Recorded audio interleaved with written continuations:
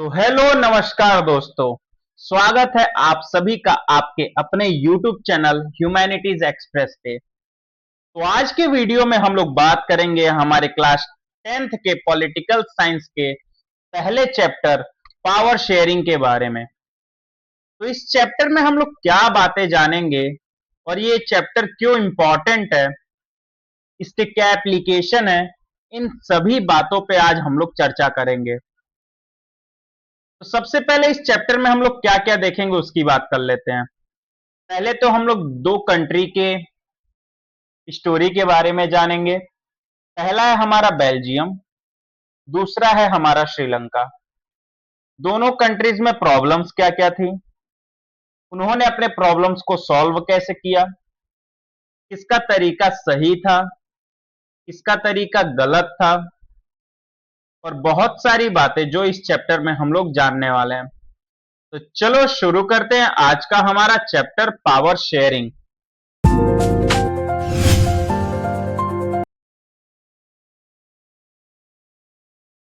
तो देखो, हमारा चैप्टर स्टार्ट होता है स्टोरी ऑफ बेल्जियम के साथ।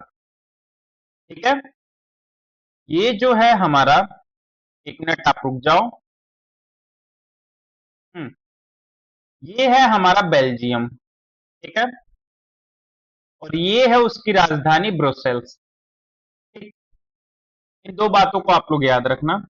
ये पूरा बेल्जियम है और ये है उसकी राजधानी ब्रुसेल्स। अब देखते हैं कि इसके एथनिक कॉम्पोजिशंस क्या क्या थे। ठीक है, यहाँ पे आप देखोगे तो 59% lives in the Flemish region and speaks Dutch language. ठीक है, हमारा फ्लेमिश रीजन कौन सा है? हमारा येलो वाला पार्ट जो है वो है हमारा फ्लेमिश रीजन। यहाँ पे इसके 59% पॉपुलेशन रहती थी और ये लोग जो है वो डच बोलते थे। मतलब इनका जो लैंग्वेज था वो डच था। ठीक है, जबकि हमारे 40% people live in the Wallonia region and speak French. ये जो लाल वाला एरिया है, ठीक है, ये है हमारा वोलोनिया, जहां फ्रेंच स्पीकिंग पीपल रहते थे। ठीक है, remaining 1% of the Belgians speak German.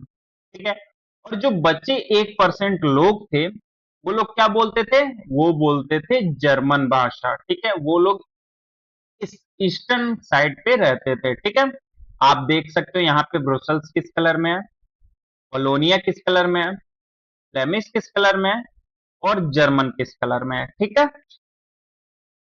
अब इसके कैपिटल सिटी की बात कर लेते हैं। तो देखो, ये है हमारा कैपिटल सिटी। ठीक है, देखो पिछली स्लाइड में आप लोग को याद क्या रखना है। ठीक है, कि जो 59% पीपल थे वो हमारा क्या बोलते थे? वो हमारे डच लैंग्वेज बोलते थे और 40% क्या बोलते थे?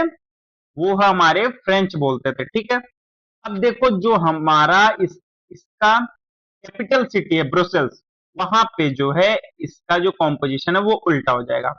यहाँ पे 80% पीपल जो है वो लोग फ्रेंच बोलते हैं। ठीक, और 20% पीपल जो है वो लोग डच स्पीकिंग है। ठीक, मतलब कि यहाँ पे जो मेजोरिटी में है वो यहाँ पे माइनॉरिटी में है। ठीक है, इस टर्म को याद रखना आप लोग, मेजोरिटी और माइनॉरिटी। ठीक है, अब देखो क्या होता है कि the minority French speaking community was relatively rich and powerful. ठीक है, देखो पूरे कंट्री में हमारा जो डच है वो लोग मेजोरिटी में है। ठीक, लेकिन यहाँ पे जो है हमारी जो फ्रेंच स्पीकिंग लोग हैं, ठीक है, वो लोग यहाँ मेजोरिटी में है, जबकि वो पूरे कंट्री में माइनॉरिटी में है। ठीक है, यहाँ पे जो है फ्रेंच जो लोग हैं वो लोग मेजोरिटी में है। ठीक, अब मेजोरिटी में है तो इसका क्या होगा? देखो, resented by the Dutch speaking community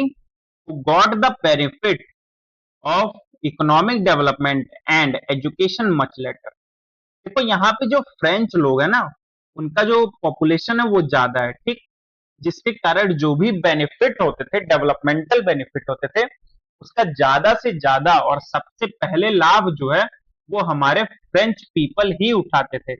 जबकि जो डच लोग थे, जो कि पूरे कंट्री में मेजोरिटी में थे, यहाँ माइनॉरिटी में थे, उन्हें इसका लाभ काफी लेट मिला, जिसके कारण ये लोग उससे काफी नाराज थे और असंतुष्ट थे। ठीक है, अब देखो, this led tension between the Dutch speaking and French speaking communities, ठीक, ड्यूरिंग 1950s एंड 1960। अब इसका इम्पैक्ट क्या पड़ा 1950s और 1960s के दौरान? डच और हमारे जो फ्रेंच स्पीकिंग लोग हैं, उनके बीच में कॉन्फ्लिक्ट होने लगा। ठीक है, इससे क्या हुआ, उन लोग के मन में असंतोष, निराशा, जेलसी डेवलप होने लगी। किसमें? डच लोगों में। ठीक है, the tension between the to communities was more acute in Brussels. और ये जो टेंशन था ना, वो ज्यादा इस ब्रुसेल्स में था, क्योंकि ये कैपिटल सिटी था। ये कैपिटल होने के नाते यहाँ पे डेवलपमेंटल प्लान जल्दी एग्जीक्यूट हो जाते थे, और जो लोग यहाँ पे रहते थे उन्हें बेनिफिट भी ज्यादा होता था। तो यहाँ जो फ्रेंच पीपल हैं, वो लोग ज्यादा पॉपुलेशन में थे, इसलिए वो ज्यादातर बेनिफिट उठा लेते थे। ठीक है, तो हमारे Dutch speaking people constituted a majority in the country but minority in the capital. मैंने आप लोग को बता दिया है। ठीक है, कि डच जो है वो मेजोरिटी में थे पूरे कैपिटल, पूरे कंट्री में, लेकिन वो लोग माइनॉरिटी में थे हमारे कैपिटल सिटी ब्रुसेल्स में। ठीक है, तो आप लोग इस बात को याद रखो। ठीक है, मैं एक फिर से ओवरव्यू दे देता हूं आपको कि क्या है, क्योंकि इसके बाद हम लोग अगला जो है वो श्रीलंका का कंडीशन पढ़ने वाले हैं कि श्रीलंका में कैसे ये बातें और कैसे वहां पे डाइवर्सिटी थी। ठीक है, तो देखो ओवरव्यू दे देता हूं। ये है हमारे फ्रेंच फ्रेंच स्पीकिंग पीपल। ठीक है, और सॉरी यार, गलती हो गई, ये हमारे फ्रेंच स्पीकिंग पीपल हैं।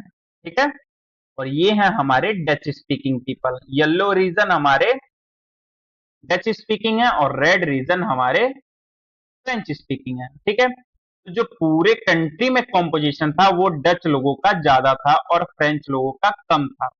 लेकिन ब्रुसेल्स में क्या होता है, फ्रेंच लोगों का कॉम्पोजिशन ज्यादा हो जाता है और डच लोगों का कम हो जाता है, जिसके कारण जो भी डेवलपमेंटल एक्टिविटीज होती है, इकोनॉमिक बेनिफिट होता है, वो फ्रेंच लोगों को जल्दी मिल जाता है कैपिटल सिटी में, और हमारे जो डच लोग हैं उनको लेट पहुंच मिलता है, यानी लेट उसका एक्सेस मिलता है, जिसके कारण उन लोगों में रिजेंटमेंट हो जाता है, वो लोग नाराज हो जाते हैं, या कहें उनसे जेलसी और नफरत की भावना आ जाती है। ठीक है, ये कंडीशन होता है हमारे ब्रुसेल्स में। ठीक, अब हम देखेंगे कि हमारे श्रीलंका में क्या कंडीशन है। ठीक है, वहां कैसे ये कम्युनिटीज हैं, ठीक है, एथनिक कम्युनिटीज कैसे डिवाइड है, कहाँ कहाँ है। ठीक है, तो सबसे पहले देखो, हमारे जो श्रीलंका में जो है टू मेजर ग्रुप्स हैं। ठीक, पहला है हमारा सिन्हाला स्पीकर, जो कि 74% कॉन्स्टिट्यूट करते हैं। ठीक है, दूसरा है हमारा तमिल स्पीकर, जो कि 18% कॉन्स्टिट्यूट करते हैं, और ये है तमिल लोगों का रीजन। ठीक, अब देखो, तमिल भी दो प्रकार के हैं। ठीक, एक है हमारे श्रीलंकन तमिल, जो कि 13% है, और एक है हमारे इंडियन तमिल। ठीक है, तो जो बाकी बच गए तमिल्स में, वो हमारे इंडियन तमिल्स हो गए, और 13% हमारे श्रीलंकन तमिल्स हो गए। ठीक है, अब देखो, तो यहाँ पे ये तीन प्रकार के लिंग्विस्टिक डाइवर्सिटी थी। तो यहाँ पे most of the Sinhalas speaking people are Buddhist. यहाँ पे जो सिन्हालास बोलने वाले लोग थे वो लोग बुद्धिस्ट थे, मतलब ये लोग जो है पीले रीजन वाले, वो लोग बुद्धिस्ट थे। देखो, ये सारी बातें आपको बहुत ध्यान से याद रखनी है। ठीक है, क्योंकि तभी आपको जब इनके कॉन्स्टिट्यूशन और इनके पॉलिसीज के बारे में मैं बताऊंगा, तभी आप लिंक कर पाओगे कि ये बुद्धिस्ट से मतलब क्या है, ये हमारे हिंदू मुस्लिम से मतलब क्या है। ठीक है, और जो हमारे तमिल लोग थे, ठीक है, मोस्ट ऑफ द तमिल्स क्या थे, वो हिंदू और मुस्लिम थे। तो हमारे जो सिन्हालिस थे वो जो है वो बुद्धिस्ट थे, और हिंदू मुस्लिम जो लोग हैं वो तमिल्स थे। ठीक है, और उसके बाद लगभग इन दोनों पॉपुलेशन का कंबाइनली अगर देखा जाए, ठीक है, combinedly 7% of the population was Christians. ठीक है, आप इस बात को याद रखना। ठीक, अब देखो, इन दोनों की स्टोरी आप जान गए, ठीक, कि कहाँ पे कितनी डाइवर्सिटी थी। अब देखो बेल्जियम का क्या हुआ, ठीक है। देखो, Dutch community could take advantage of its numeric majority, ठीक, and force its will on the French and German speaking population, ठीक है। तो जो डच कम्युनिटी थी वो बेल्जियम में मेजोरिटी में थी, ठीक है। तो अगर कोई मेजोरिटी में है तो जाहिर सी बात है वो उसका बेनिफिट लेना चाहेगा, और ले भी सकता था, लेकिन वो लोग बेनिफिट ले नहीं पा रहे थे, ठीक है। This would push the conflict among communities further. This could lead to very messy partition of the country. Both the sides would claim control over Brussels, ठीक है। अब देखो क्या हुआ, जब मेजोरिटी में होने के बावजूद भी आपको वहां के बेनिफिट्स नहीं मिल रहे हैं, तो क्या होगा, आप लोग के बीच में कुछ अनबन होगी। मतलब क्या है, आप लोग कुछ गलत सोचने लगोगे एक दूसरे बारे में, एक दूसरे से जेलसी करने लगोगे। तो ये क्या है, ये फिर हमारे जो है कॉन्फ्लिक्ट को जन्म देता है, ठीक। कॉन्फ्लिक्ट मतलब कुछ लड़ाई झगड़ा या बवाल, ठीक है। और क्या हो सकता है, this will lead to partition of the country. अगर मान लो दोनों लोग नहीं माने तो क्या होगा, फिर डिवाइड करो कंट्री को, कि एक तरफ हमारे डच वाले रहेंगे, एक तरफ हमारे फ्रेंच वाले रहेंगे, ठीक। तो इसका क्या इम्पैक्ट पड़ता है कि ये लोग आपस में फिर लड़ने भिड़ने लगते हैं, और ये लोग चाहते हैं कि जो ब्रुसेल्स है, जो कैपिटल सिटी है, वहां पे हमारा जो है दबदबा हो जाए, हमारा बोला बाला हो जाए, ठीक है। लेकिन ऐसा होता नहीं है, ठीक। अब इसके बारे में हम लोग आगे जानेंगे कि क्या क्या होता है, ठीक। थोड़ा सा हम लोग श्रीलंका को भी देख लेते हैं, ठीक। तो Sri Lanka, the Sinhalas community enjoyed an even bigger majority and could impose its will on the entire country. अब देखो, किसी कंट्री में अगर दो ग्रुप है, ठीक, एक मेजोरिटी में है, ठीक, और एक जो है हमारी माइनॉरिटी में है, ठीक। तो अगर मेजोरिटी या फिर पावरफुल लोग माइनॉरिटी पे अपना दबदबा जमाएंगे और इन्हें एज अ स्लेव ट्रेड करना चाहेंगे, ठीक है, तो आपको क्या लगता है कि ये लोग शांत रहेंगे? नहीं, ये जो माइनॉरिटी वाले हैं, जाहिर सी बात है ये भी लोग अपना कुछ एक्शन लेंगे, ठीक है। और every action has equal and opposite reaction, आपने साइंस में पढ़ा है, ठीक है। तो जब ये लोग एक्शन लेंगे तब क्या होगा, इन दोनों कंट्रीज को हम लोग फर्दर देखते हैं कि दोनों कंट्रीज ने कैसे अपने अपने प्रॉब्लम्स को सॉल्व किया, ठीक है। Now let us look at what happened in both these countries, ठीक है। तो देखो क्या होता है, पहले हम लोग बात करेंगे मेजोरिटेरियनिज्म इन श्रीलंका। अब देखो, सबसे पहले आपको इस टर्म से मैं इंट्रोड्यूस करवा दूं कि मेजोरिटेरियनिज्म का मतलब क्या है, ठीक है। तो यहाँ पे मैंने आप लोगों के लिए डेफिनेशन दी हुई है, ठीक। Majoritarianism, a belief that the majority community should be able to rule a country in whichever way it wants by disregarding the wishes and the needs of minority.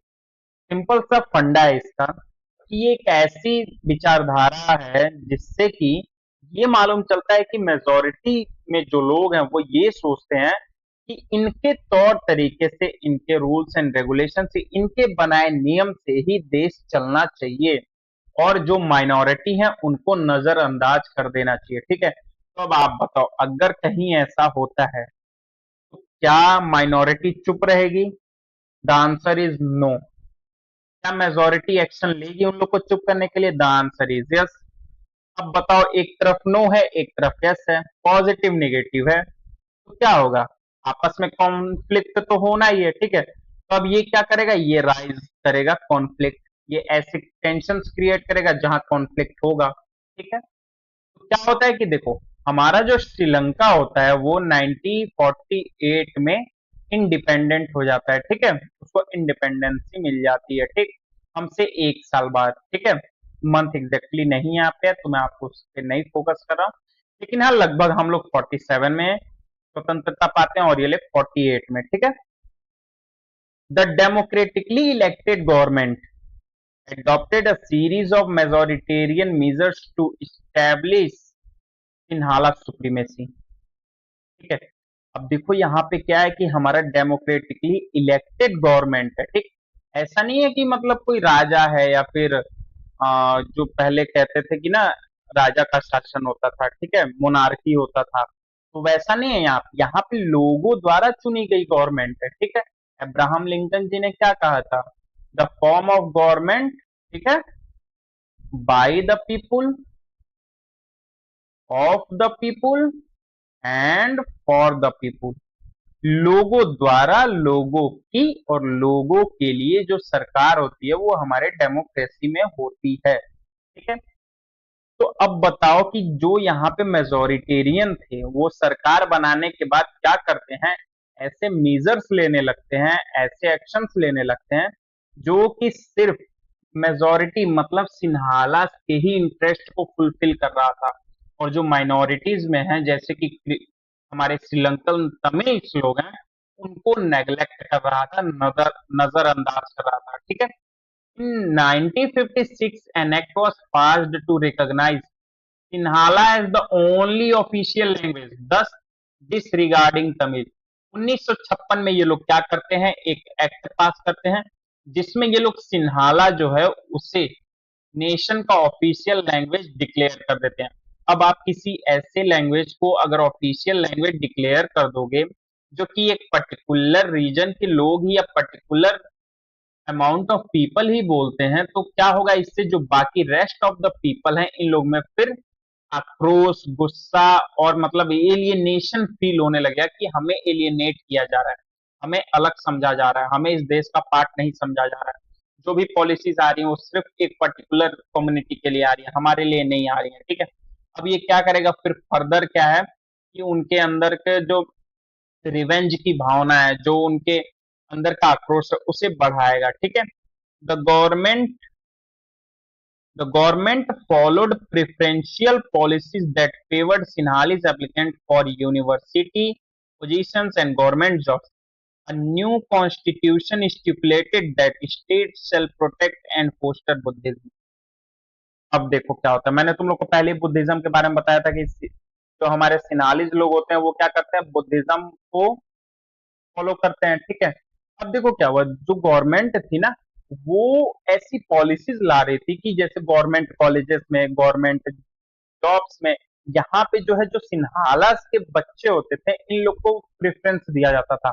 मतलब पहले की इनका एडमिशन होता था, फिर जो है हमारा जो अदर तमिल्स हैं उनको लिया जाता था, ठीक है। और ये लोग क्या करते थे कि जो हमारा बुद्धिज्म रिलीजन है इसको ज्यादा प्रचार प्रसार करते थे, और बाकी जो रिलीजन है जैसे हिंदू, मुस्लिम और क्रिश्चियनिटी उनको नजरअंदाज कर दिया जाता था, ठीक है। तो इसका क्या इम्पैक्ट हुआ? ये फिर और फर्दर रिजेंटमेंट को बढ़ाता गया, ठीक। इसका इम्पैक्ट मतलब पूरे श्रीलंकन तमिल्स में और सिन्हालीज में देखने को मिल सकता है, ठीक है। अब देखो क्या हुआ, gradually increase feeling of alienation. मैंने बताया कि एलियनेशन की फीलिंग बढ़ने लगी, ठीक है, किसमें? श्रीलंकन तमिल्स में। They felt that none of the major political parties led by the Buddhist Sinhala's leader was sensitive to their language and culture। उन लोग को लगता था कि कोई भी ऐसी बुद्धिस्ट या फिर सिन्हालिस पार्टी जो है वो उनके कल्चर या लैंग्वेज को ना ही महत्व दे रही है, ना ही उनको प्रिजर्व करना चाहती है, ना ही उसको पोस्टर करना चाहती है, ना ही उसका फ्लरिश करना चाहती है, नथिंग। वो लोग कुछ नहीं चाहते थे, ये पूरा दिख रहा था साफ साफ, ठीक है। They felt that the constitution and government policy denied them equal political rights। उन लोग को लगता था कि जो कॉन्स्टिट्यूशन और गवर्नमेंट है उन लोग को इक्वल पॉलिटिकल राइट्स नहीं दे रही है, ठीक है। Discriminated against them in getting jobs and other opportunities and ignored their interest, ठीक है। उनको जॉब्स नहीं दिया जाता था, ठीक है, उनके इंटरेस्ट को इग्नोर किया जाता था, ठीक है, उनको पर्टिकुलर अपॉर्चुनिटीज नहीं दी जाती थी, उनके बच्चों को कॉलेजेस में एडमिशन नहीं दिए जाते थे, ठीक है। अगर मान लो कोई सिन्हाला है, अगर मतलब वो, मुझे ऐसा लगता है कि अगर वो मतलब फुलफिल भी नहीं कर रहा है क्राइटेरिया तो भी उसको एडमिशन दे देते थे पहले, बाद में इन लोग को, ठीक है। मतलब इनको ना ऐसे एलियनेटेड फील करवाते थे। एलियनेटेड मतलब ना कि तुम यहाँ के हो ही नहीं, ठीक है, यू आर नथिंग, ऐसा मतलब सन ऑफ द सॉइल जो होता है ना इन लोग को मतलब son of the soil treat ही नहीं किया जाता था कि तुम इस मिट्टी के हो ही नहीं।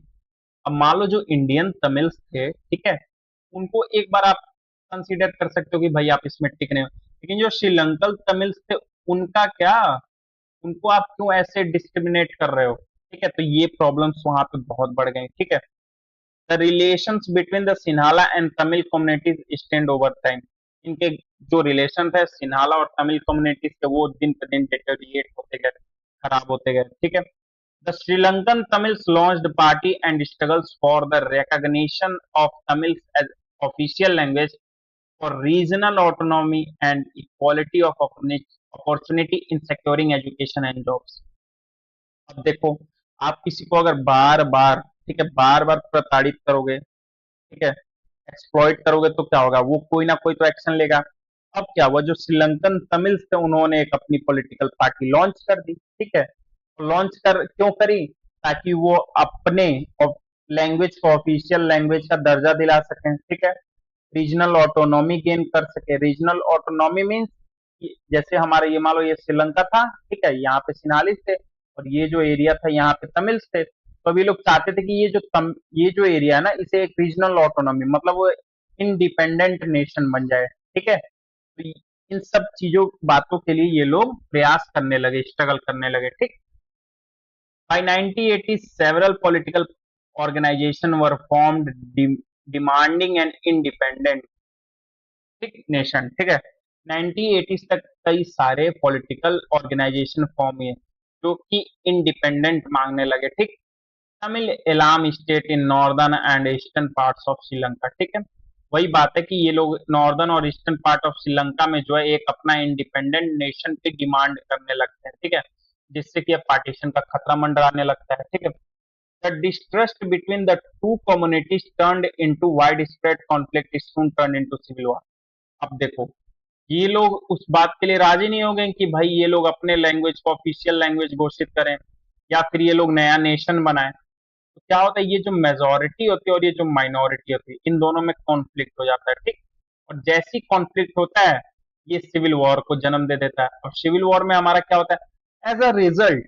अब देखो सिविल वॉर का रिजल्ट क्या होता है, thousands of people of both the communities, मतलब थाउजेंड समझ रहे हो, हाँ, thousands of people of the both communities have been killed, मारे गए, हजारों लोग उस सिविल वॉर में मारे गए। Many families were forced to leave the country as refugees and many more lost their livelihood. कई लोगों को फोर्स किया गया कि तुम ये देश छोड़ के चले जाओ, तुम यहाँ के नहीं हो। ठीक, बहुत लोगों के लाइवलीहुड, जीवन यापन के साधन हो गए। ठीक है, ये सब इम्पैक्ट हुआ श्रीलंका में। ठीक है, अब हम लोग पढ़ेंगे कि हमारे बेल्जियम में क्या हुआ। ठीक है, हम लोगों ने पहले तो देखा कि श्रीलंका में कौन कौन से स्टेप्स लिए गए। जैसे देखो, ऑफिशियल लैंग्वेज सिन्हालास को ऑफिशियल लैंग्वेज घोषित कर दिया गया। ठीक है, उसके बाद सिन्हालास के जो बच्चे होते थे उन्हें जॉब्स में सही से ट्रीट नहीं किया जाता था। बुद्धिज्म को एक ऑफिस मतलब एक ऑफिशियल लैंग्वेज घोषित कर दिया जाता है। ठीक है, ये सब बेसिकली क्या होता है, यहाँ पे मेजोरिटेरियनिज्म को प्रमोट किया जाता है। मतलब जो लोग मेजोरिटी में वो लोग अपने आप को सुपीरियर दिखाना चाहते थे। ठीक है, तो यहाँ पे ये कंडीशंस बनती हैं। ठीक है, और यहाँ पे इस तरह ये लोग जो कंडीशंस है उसे सेटल करते हैं। लेकिन बेल्जियम में क्या होता है, तो देखो यहाँ पे टर्म ही यूज किया गया है कि एकोमोडेशन इन बेल्जियम, कैसे एकोमोडेट किया गया। ठीक है, तो देखो क्या हुआ बेल्जियम की कहानी में। ठीक है, the Belgian leaders took a different path. ठीक है, डिफरेंट पाथ उन लोगों ने लिया। ठीक, they recognize the existence of regional differences and cultural diversities. उन लोगों ने जो रीजनल डिफरेंसेस और कल्चरल डाइवर्सिटीज है उसको रिकॉग्नाइज किया। ऐसा नहीं कहा कि अगर आप डच स्पीकिंग पीपल हो, ठीक है, तो आपको हम प्राथमिकता नहीं देंगे। ठीक है, आपके लिए कोई हमारे पास इंटरेस्ट नहीं है, कोई हम वैल्यू नहीं देंगे। ना ही उन लोगों ने फ्रेंच वालों को कुछ कहा। ठीक, बल्कि उन्होंने ये प्रयास किया कि कैसे ये डच स्पीकिंग, फ्रेंच स्पीकिंग और साथ ही साथ ये जर्मन स्पीकिंग सभी लोगों को एक साथ एक टेबल पे ला के रख दिया जाए, जिससे कि इनके बीच में कॉन्फ्लिक्ट ऑफ इंटरेस्ट ना पैदा हो, कॉन्फ्लिक्ट भी ना हो, और जो पावर है वो इक्वली सबके साथ शेयर हो जाए। ठीक है, तो 1970 से 1993 तिरानवे के बीच में इन लोगों ने क्या किया, अपने कॉन्स्टिट्यूशन को 4 बार अमेंड किया। ठीक है, 4 बार अमेंड क्यों किया, ताकि ये जितने भी चेंजेस हैं, ठीक है, वो कर सके। ठीक है, अब देखो इसका क्या होता है, here are some of the elements of the Belgian model. ठीक, अब इन लोगों ने चेंजेस क्या क्या किए वो देखो। आप श्रीलंका का सारी बातें याद रखना, तभी आप समझ पाओगे कि ये कैसे अलग है। मैं फिर आपको रिमाइंड करवा दूं कि श्रीलंका में देखो बुद्धिज्म, क्योंकि मेजोरिटेरियन रिलीजन था, उसको प्राथमिकता दी गई, उसको बढ़ावा दिया गया। उसके बाद सिन्हालिस जो लैंग्वेज था, उसको ऑफिशियल लैंग्वेज डिक्लेयर कर दिया गया, जबकि तमिल्स के इंटरेस्ट को और तमिल के लैंग्वेज को पूरी तरह से नेग्लेक्ट कर दिया गया। ठीक है, और उसके बाद वहाँ पे जो स्टूडेंट्स थे माइनॉरिटी के, उन्हें प्रेफरेंस नहीं दिया जाता था, प्रेफरेंस दिया जाता था मेजोरिटी को। ठीक है, देखो बेल्जियम में क्या हुआ। ठीक है, हमारा बेल्जियम में constitution prescribes that the number of Dutch and French speaking minister shall be equal in the central government. ठीक, अब इन लोगों ने जो सेंट्रल गवर्नमेंट बनाया, वहां पे जो है डच स्पीकिंग और फ्रेंच स्पीकिंग जो मिनिस्टर थे, ठीक है, उनकी जो क्या बोलते हैं, उनकी जो फुलफिलमेंट, सॉरी, वहां पे जो डच स्पीकिंग पर्सन थे और फ्रेंच स्पीकिंग पर्सन थे, तो जितने भी मिनिस्टर्स होते उन सबको इक्वल रखा गया। ठीक है, मान लो अगर टोटल 100 मिनिस्टर्स हैं, ठीक है, 15 हमारे डच होंगे और 50 हमारे फ्रेंच होंगे। ठीक है, जिससे कि फ्रेंच वाले ये नहीं समझेंगे कि हमें माइनॉरिटी में रखा गया है, या फिर डच वाले ये नहीं समझेंगे कि हमें माइनॉरिटी में रखा गया है। ठीक है, तो इससे क्या होगा कि इक्वालिटी होगी। ठीक है, उसके बाद some special laws require the support of majority of members from each linguistic group. Thus, no single community can make decisions unilaterally.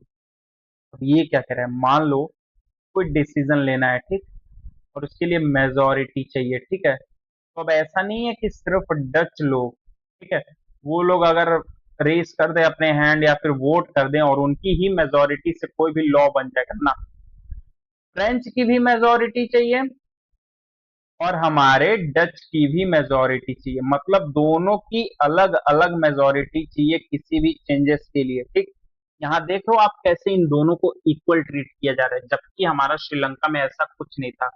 वहां पे मेजोरिटेरियनिज्म के रूल्स को इम्प्लीमेंट करने पे वो लोग फोकस कर रहे थे। ठीक है, अब देखो मेनी पावर्स, ठीक है, many powers of the central government have been given to state government of the two regions of the country। ठीक है, अब ये क्या कह रहा है, many powers of the central government has been given to state governments of the two regions of the country। ठीक है, तो वो कुछ कुछ पावर्स जो थी वो सेंट्रल गवर्नमेंट्स की जो थी ना, उन्हें क्या किया गया, उन्हें स्टेट गवर्नमेंट्स को भी दे दिया गया कि आप इनको एग्जीक्यूट करें। ठीक है, आप इन पे अपने जो लॉज हैं, अगर कोई लॉज मेकिंग सब्जेक्ट है तो उस पे लॉ बनाए। ठीक है, the government are not subordinate to the central government, और ऐसा नहीं है कि अगर इन्हें पावर सेंट्रल गवर्नमेंट ने दिया तो स्टेट गवर्नमेंट सबऑर्डिनेट होगी ना, ये इक्वल वैल्यूएबल होगी। ठीक है,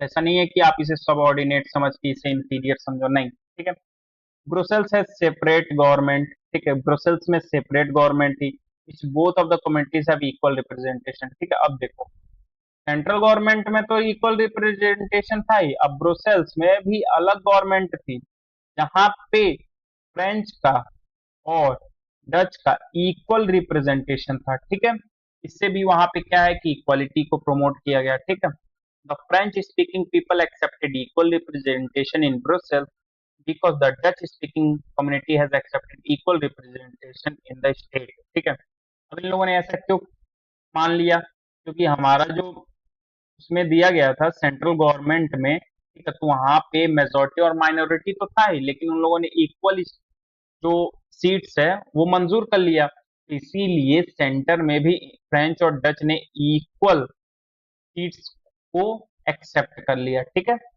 accepted equal representation in the central government. ठीक है, देखो क्या है हमारा, apart from the central and state government there is a third kind of government. अब देखो सेंट्रल और स्टेट गवर्नमेंट तो हो गई, अब भैया ये थर्ड काइंड ऑफ गवर्नमेंट क्या है? This community government is elected by people belonging to the one language community, ठीक है, Dutch, French and German speaking, no matter where they live, this government has the power regarding cultural, educational and language related issue। अब देखो central level पे तो हमारा government था ही, ठीक है, सेंट्रल लेवल पे गवर्नमेंट था, स्टेट लेवल पे था, अब कम्युनिटी लेवल पे भी गवर्नमेंट बन गया, ठीक है, डच के लिए डच गवर्नमेंट, फ्रेंच के लिए फ्रेंच गवर्नमेंट, ठीक है। अब क्या है कि जो डच लोग हैं वो क्या करेंगे, उनके जो कल्चर के रिगार्डिंग, एजुकेशन के रिगार्डिंग, लैंग्वेज के रिगार्डिंग जो पॉलिसीज है डच लोग डच के लिए बनाएंगे और फ्रेंच के लिए फ्रेंच लोग बनाएंगे, ठीक है। तो इससे क्या हुआ कि कॉन्फ्लिक्ट ऑफ इंटरेस्ट पैदा ही नहीं हुआ, क्योंकि डच वाले फ्रेंच वालों को इंटरवीन नहीं करेंगे और फ्रेंच वाले डच वालों को इंटरवीन नहीं करेंगे। हाँ, they help to avoid civic strife between the two major communities and possible division of the country on the linguistic lines. अब देखो ये सारे सेटअप्स हमें क्या बताते हैं कि जो हमारा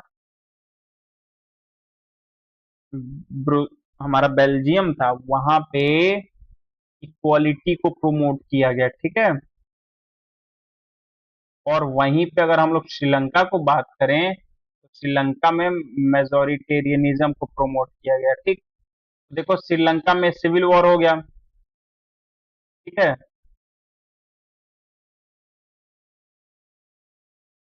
और ब्रुसेल्स में कुछ नहीं हुआ, सारे चीजें बहुत ही अच्छे तरीके से सॉल्व हो गए, ठीक है। What do we learn from these two stories of the Belgium and Sri Lanka? अब इन दोनों की स्टोरी से हम लोग सीखते क्या है, ठीक है। In Belgium, the leaders have realized that the unity of the country is possible only by respecting the feelings and interests of different communities and regions। इन लोगों ने ये फील किया, देखो सबसे बड़ी गलती जो श्रीलंकन ने किया था वो है कि इंटरेस्ट और जो उनकी फीलिंग है माइनॉरिटीज की और जो इनके इंटरेस्ट है इनको इन लोगों ने नजरअंदाज किया, जबकि जो बेल्जियम में लोगों ने क्या किया, फीलिंग्स को और इंटरेस्ट को बहुत ही अच्छी तरीके से ध्यान में रखते हुए सारी पॉलिसीज बनाई, ठीक है। Sri Lanka shows us the contrasting example। It shows us that if a majority community wants to be force its dominance over others and refuses to share power, it can undermine the unity of the country। हम लोग को Sri Lanka example से क्या देखने को मिलता है कि वहां पे पार्टीशन का खतरा मंडराने लगा, ठीक। जब हम किसी भी पर्टिकुलर या फिर यूं कहें कि किसी भी एक पर्टिकुलर कम्युनिटी को जब हम लोग इक्वालिटी के पैरामीटर पे ट्रीट नहीं करेंगे, उनके फीलिंग्स को रिस्पेक्ट नहीं करेंगे, उनके इंटरेस्ट को नहीं ध्यान में रखेंगे, उनकी कम्युनिटीज को पूरा नजरअंदाज करेंगे, उनके रीजन्स को नजरअंदाज करेंगे, उनके रिलीजन को हम लोग इंफीरियर समझेंगे या फिर नजरअंदाज, तो क्या होगा, वो फिर पार्टीशन और सिविल वॉर को जन्म देता है, ठीक है। तो देखो अब हम लोग जानेंगे कि why power sharing is desirable, ठीक है, पावर शेयरिंग क्यों डिजायरेबल है, ठीक है। तो देखो पहला क्या है हमारा, power sharing is good because it helps to reduce the possibility of conflict between social groups, ठीक है।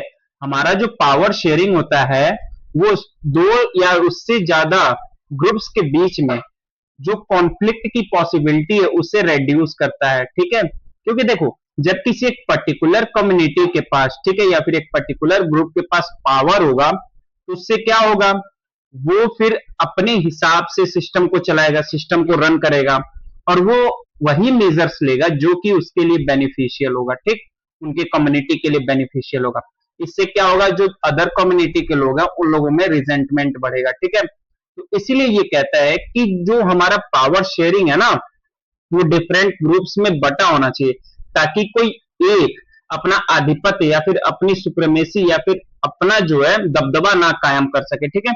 यहाँ पे देखो इस टेबल पे देख रहे हो, यहाँ डिफरेंट कम्युनिटी के लोग हैं, ठीक, इन सब के पास पावर है, इसलिए देखो ये एक साथ यहाँ पे बैठे हैं, ठीक है। इससे क्या होता है, इक्वालिटी आती है सोसाइटी में, ठीक। Power sharing is a good way to ensure the stability of political order. ठीक है, देखो पावर शेयरिंग अगर नहीं होगा, ठीक है, तो पॉलिटिकल ऑर्डर जो है वो स्टेबल नहीं रहेगा, वो अनस्टेबल हो जाएगा। ठीक, और देखो जहां पे पॉलिटिकल ऑर्डर अनस्टेबल हो गया, ठीक है, वहां पे क्या होगा, वहां की जो इकोनॉमी है, ठीक है, वो पूरी तरह से बर्बाद हो जाएगी।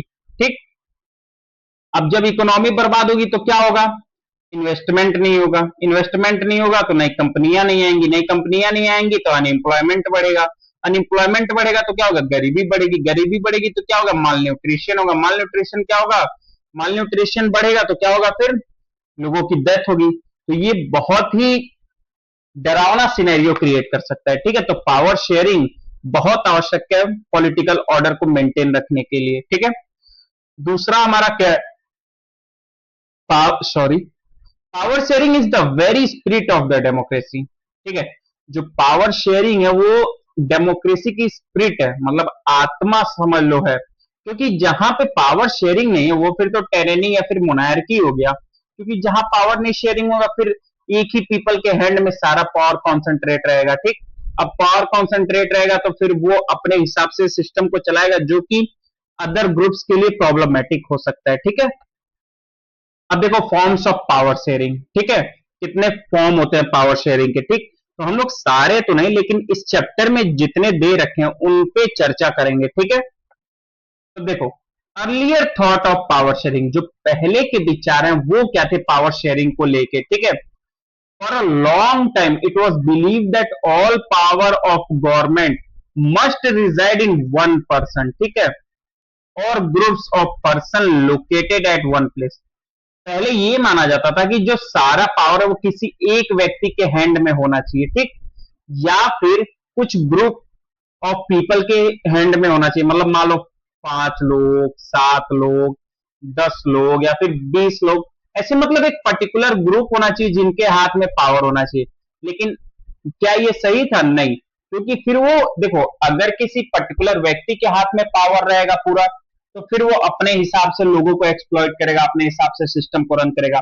और एक अगर ग्रुप के पास रहेगा तो वो पूरा ग्रुप मिलकर फिर वही बातें, वही सारे एक्शन लेगा जो कि एक पर्टिकुलर व्यक्ति लेता है। ठीक है, इससे क्या होगा कि जो हमारे माइनॉरिटीज या फिर हैव्स नॉट या फिर जो पुअर लोग हैं उनके लिए ये दिक्कत खड़ा कर देगा। ठीक है, तो इसलिए एक हाथ में पावर नहीं होना चाहिए। ठीक है, our basic principle of democracy is that people are the source of all political power। ठीक है, देखो अब कहोगे कि भैया source of all political power people कैसे होते हैं, तो देखो people source of political power कैसे होते हैं। देखो हमारे द्वारा जो भी एमपी एमएलए चुने जाते हैं उनको पावर में कौन लेके आता है, हम लोग लेके आते हैं। तो जब तक हम लोग वोट ना दें तो क्या वो लोग एमपी एमएलए बन पाएंगे? नहीं। इसका मतलब क्या है कि अल्टीमेट पावर जो है वो पब्लिक में है, वो पीपल में है कि आप पावर किसे हैंड ओवर करते हो। क्योंकि इतना ज्यादा पॉपुलेशन है, हम लोग के वहां डायरेक्ट रूल करना पॉसिबल नहीं है। ठीक है, इसलिए हमारे वहां इनडायरेक्ट डेमोक्रेसी है। ठीक, अब इनडायरेक्ट डेमोक्रेसी क्या है? जहां पे हम अपने प्रतिनिधि को चुनते हैं। ठीक है, जहां पे हम अपने रिप्रेजेंटेटिव को चुनते हैं वहां पे इनडायरेक्ट डेमोक्रेसी होता है। और डायरेक्ट क्या होता है?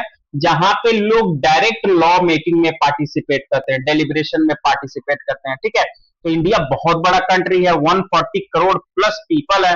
तो क्या ये पॉसिबल है कि सारे लोगों को एक पास बैठा के और किसी मुद्दे पे बात की जाए, किसी डिस्कशन को किया जाए?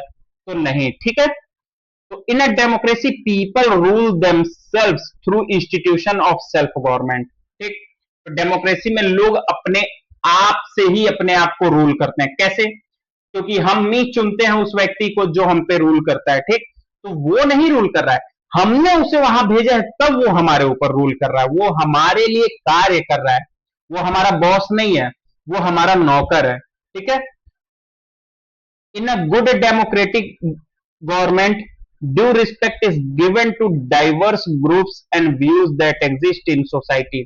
Everyone has a voice in the shaping of public policies। ठीक हो, ये क्या कह रहा है कि जो ट्रू डेमोक्रेसी होती है, ठीक है, जो एकदम बढ़िया अच्छी डेमोक्रेसी होती है, वहां पे क्या होता है कि जो डिफरेंट ग्रुप्स होते हैं, डिफरेंट कम्युनिटीज होते हैं, डिफरेंट पीपल होते हैं, ठीक है, उन लोग को पावर दी जाती है। ठीक है, कि वो अपने व्यूज को, अपने बातों को, अपने रिलीजन को, अपने जो भी प्रैक्टिसेस है उनके बारे में बात करें और उनको फॉलो कर सकें। ऐसा नहीं है कि किसी एक पर्टिकुलर रिलीजन को या कम्युनिटी को दबाया जाए या फिर उनके प्रैक्टिसेस का प्रॉपर रिस्पेक्ट ना किया जाए, ठीक है। क्योंकि देखो श्रीलंका में क्या हुआ था, मेजोरिटेरियनिज्म का कॉन्सेप्ट था, तो जहां मेजोरिटेरियनिज्म होगा वहां पे कॉन्फ्लिक्ट होना है। तो डेमोक्रेसी क्या कहता है कि हम मेजोरिटेरियन अप्रोच को फॉलो नहीं करेंगे, हम सबको साथ लेके चलेंगे, ठीक है। वो चाहे एक लोगों का ग्रुप हो या फिर 1 लाख का ग्रुप हो, ठीक, हम सबके लिए बात करेंगे। देखो इंडिया में क्या है, 5th शेड्यूल और 6th शेड्यूल में हम लोग हमारे जो ट्राइबल लोग हैं, ठीक है, SC ST लोग हैं, उनके बारे में बात करते हैं, ठीक है, उनके डेवलपमेंट के बारे में बात करते हैं, ठीक। अब हमारे वहां जो पंचायती राज इंस्टीट्यूशन है वहां पे 1/3 जो सीट्स है वो वुमेन्स के लिए रिजर्व्ड है, ठीक है, SC ST वुमेन के लिए रिजर्व्ड है, ठीक।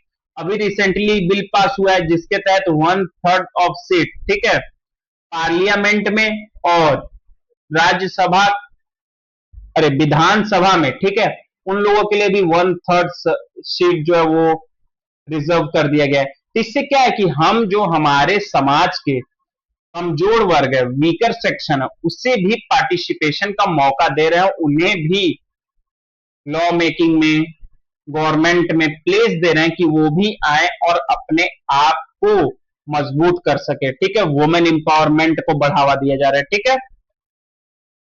It follows that in a democracy, political power should be distributed among as many citizens as possible, ठीक है।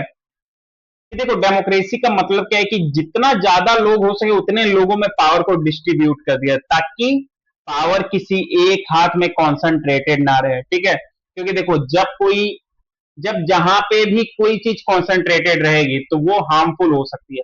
अब पावर एक हाथ में कॉन्सेंट्रेटेड रहेगा तो वो हार्मफुल होगा क्योंकि वो फिर अपने हिसाब से काम करेगा। देखो अगर केमिस्ट्री की बात करें तो अगर कॉन्सेंट्रेटेड एसिड है तो देख रहे हो वो कितना हार्मफुल होता है, जला देगा। वही अगर डाइल्यूटेड है, जैसे पावर डाइल्यूटेड है तो वो कम हार्मफुल है, वैसे ही डाइल्यूटेड एसिड होगा तो कम हार्मफुल होगा। तो सेम कॉन्सेप्ट है, ठीक है। अगर कॉन्सेंट्रेटेड है तो वो खतरा है, अगर नहीं है तो वो अच्छा है, ठीक है। In modern democracies power sharing arrangement can take many forms, ठीक है। मॉडर्न डेमोक्रेसी में जो पावर शेयरिंग है ना वो मतलब एक पर्टिकुलर तरीके से नहीं, वो कई फॉर्म्स में हो सकती है, ठीक है। अब देखेंगे कि पहला कौन सा फॉर्म हो सकता है, तो देखो पहला हमारा क्या, power is shared among different organs of the government, ठीक, such as legislature, executive and judiciary, ठीक है। Let us call this horizontal distribution of power, ठीक है, इसको हम लोग हॉरिजॉन्टल डिस्ट्रीब्यूशन ऑफ पावर कहते हैं because it allows different organs of government placed at the same level to exercise different powers। अब देखो क्या है कि हमारे वहां क्या है, इंडिया में क्या है, लेजिस्लेचर है, एग्जीक्यूटिव है और हमारी जुडिशियरी है, ठीक। लेजिस्लेचर का काम क्या होता है, लॉ मेकिंग, एग्जीक्यूटिव का क्या काम होता है, उस लॉ को एग्जीक्यूट करना, और जुडिशरी का क्या काम होता है, पीपल्स के राइट को कंजर्व करना, कॉन्स्टिट्यूशनल वैल्यूज को चेक करना कि क्या कॉन्स्टिट्यूशनल वैल्यूज को फॉलो किया जा रहा है या नहीं। यदि नहीं किया जा रहा है तो जुडिशरी एक्शन लेगी और किया जा रहा है तो जुडिशरी फिर उसको प्रेस करेगी, उसे सराहना देगी, ठीक है। तो देखो क्या होता है, जब मान लो लेजिस्लेचर ने कोई लॉ बना दिया जो कि कॉन्स्टिट्यूशन के अगेंस्ट है तो जुडिशरी तुरंत इसे जुडिशियल रिव्यू में लेके और इसे स्ट्रक डाउन कर देगी, ठीक है, इसे नल और वॉइड घोषित कर देगी कि ये जो आपने कानून बनाया वो पूरी तरह से गलत है, हम इसको लागू नहीं होने देंगे, ठीक। और मान लो एग्जीक्यूटिव कोई एक्शन लेती है तो उससे क्या होगा, जुडिशरी कहेगी कि आपने ऐसा एक्शन कैसे ले लिया जो कि पीपल के लिए बेनिफिशियल नहीं है, जो कि कॉन्स्टिट्यूशन के प्रिंसिपल को फॉलो नहीं करता है। तो उस केस में जुडिशरी फिर एक्शन ले लेगी और कहेगी कि आपका ये जो एक्शन है वो गलत है, ठीक है। तो इस तरह हमारी जो LEJ है, ठीक है, ये काम करती है, ठीक।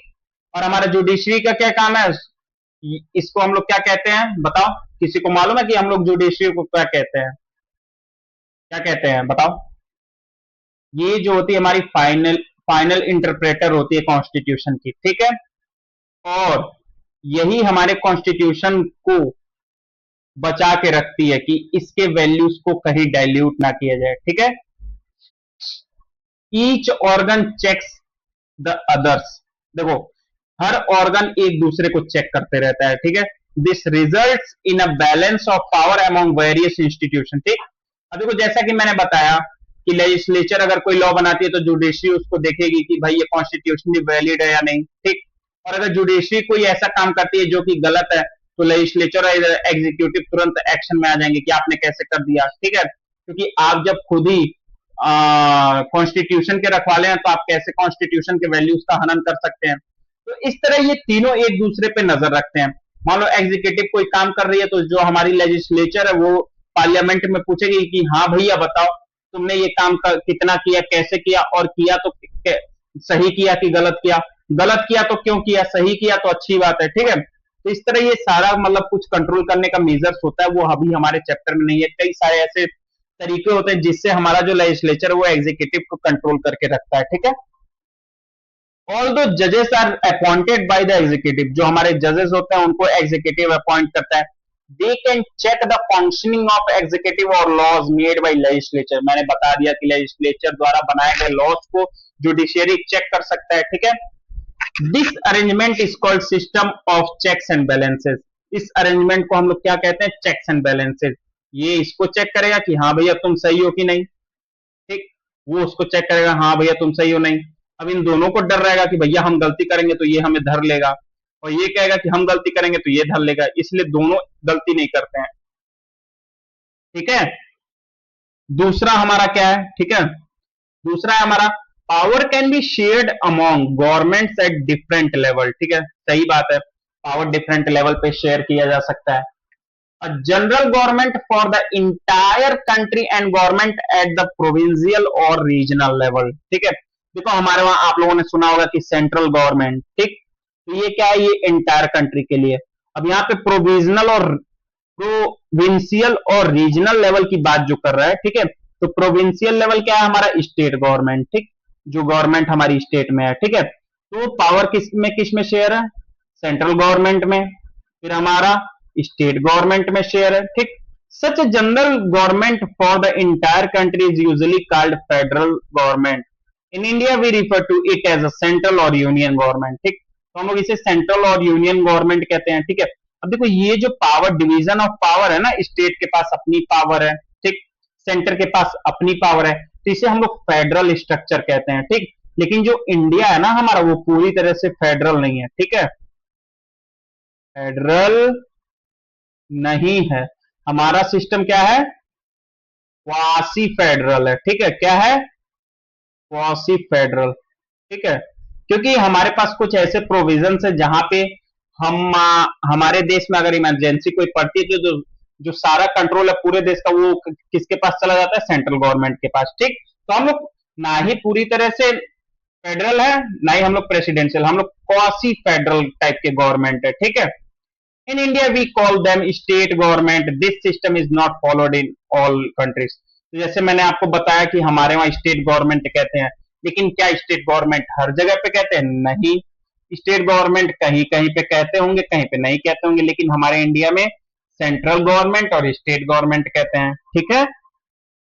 अब देखो, the constitution clearly lays down the power of different levels of government, ठीक है।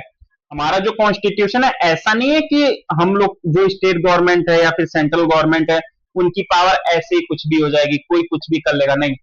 प्रॉपर हमारे कॉन्स्टिट्यूशन में 7th शेड्यूल में ये प्रॉपरली मेंशन है कि सेंट्रल गवर्नमेंट का क्या काम होगा और हमारा जो है वो स्टेट गवर्नमेंट का क्या काम होगा, ठीक है। हमारे पास 3 लिस्ट होती है, ठीक, 7th शेड्यूल के अनुसार, ठीक है। पहला क्या है हमारा, सेंट्रल लिस्ट है, ठीक है। दूसरा क्या है, स्टेट लिस्ट है। और तीसरा क्या है, हमारा कॉन्करेंट लिस्ट है, ठीक है। अब देखो, जो सब्जेक्ट सेंट्रल लिस्ट में दिए हैं उस पे स्टेट गवर्नमेंट लॉ नहीं बना सकती, और जो सब्जेक्ट स्टेट गवर्नमेंट में दिए हैं उस पे सेंट्रल लॉ नहीं बना सकती, और जो कॉन्करेंट में दिए हैं उस पे दोनों लॉ बना सकते हैं, ठीक है। लेकिन यदि लॉ दोनों ने बना लिया तो किसके लॉ को प्राथमिकता मिलेगी, किसको प्रायोरिटी ज्यादा मिलेगी, तो ऑब्वियसली सेंटर को प्रायोरिटी मिलेगी, ठीक है। This is called federal division of power, ठीक है। तो इसी को फेडरल डिवीजन कहते हैं, जहां पे सेंटर और स्टेट के पावर डिवाइड होते हैं। The same principle can be extended to levels of government lower than state government such as municipality and panchayat. अब देखो हमारे वहां सेंट्रल गवर्नमेंट है, ठीक, स्टेट गवर्नमेंट है, उसके बाद हमारे पास म्युनिसिपैलिटी और पंचायती राज भी है, ठीक है। तो हमारा जो पावर वो सिर्फ दो ही टीयर में नहीं बल्कि तीन टीयर में बटा हुआ है, ठीक है। इसको वर्टिकल डिवीजन ऑफ पावर कहते हैं, ठीक है।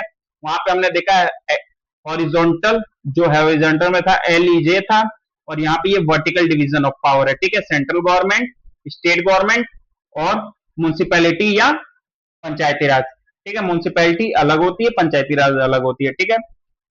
Division of powers involving higher and lower levels of government, vertical division of power, ठीक है। मैंने तुम लोग को बता दिया कि इसे वर्टिकल डिवीजन ऑफ पावर कहते हैं, ठीक है। एक मिनट रुक जाओ।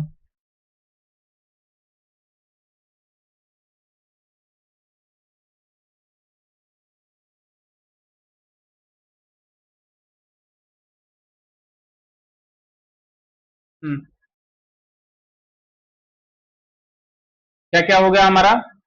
सेंट्रल गवर्नमेंट, स्टेट गवर्नमेंट और हमारा म्युनिसिपैलिटी और पंचायती राज, ये हमारा क्या हो गया?